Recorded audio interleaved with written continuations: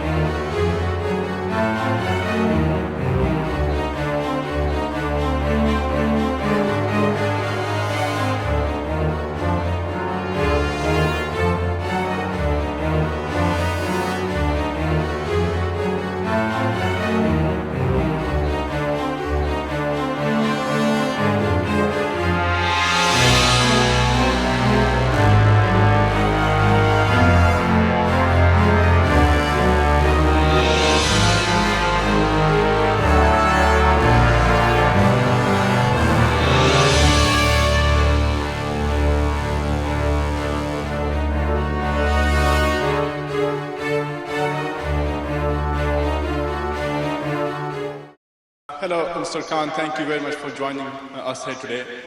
You talked about rule of law. While it is very important to uphold the rule of law, but during your tenure, you've been accused of breaking the rule of law yourself. You've been accused of breaking the Constitution, Article 92, by preventing the no-confidence vote despite the Supreme Court's decision. During your tenure, there was a sitting MNA who was incarcerated despite the Supreme Court decision to release him, and yet your speakers did not give an order to bring them to the parliament despite it being against the law. So, firstly, while you do talk about the rule of law, how do you respond to the fact that you yourself have breached it?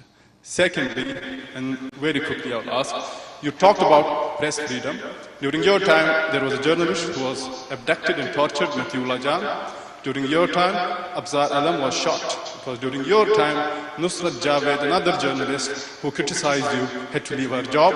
Salim Sapi had to leave the job. So, while you do talk about press freedom when you are out of the government, when you were in the government, you were yourself curbed on press freedom. So there's a pattern that while you are in government, you do something else. When you are outside the government, you do like to appeal to a populist agenda. Thank you.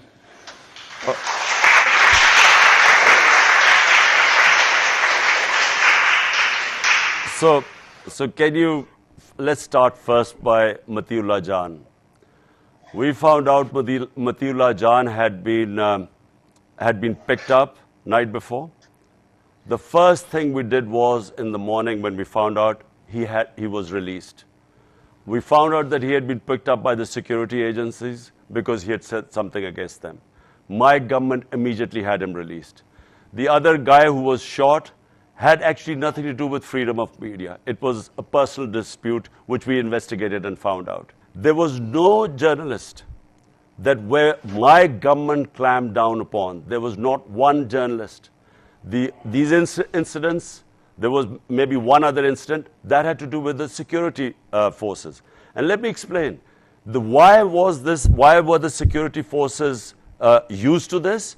Because while we were in the war on terror, there were a lot of instances where the security forces would act in the name of fighting terror.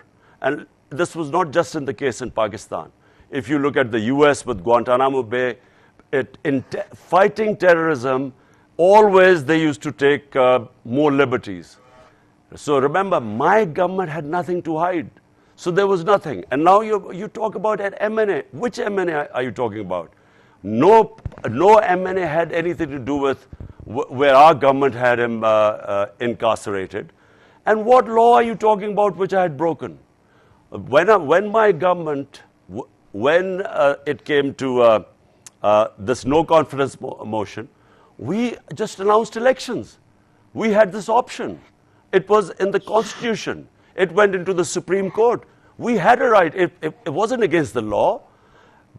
if rather than having your members of parliament being sold like, like sheep in an auction, the best was go to the people, let them decide, who they wanted to form government in Pakistan, rather than having spending millions of dollars to get buying your members of parliament.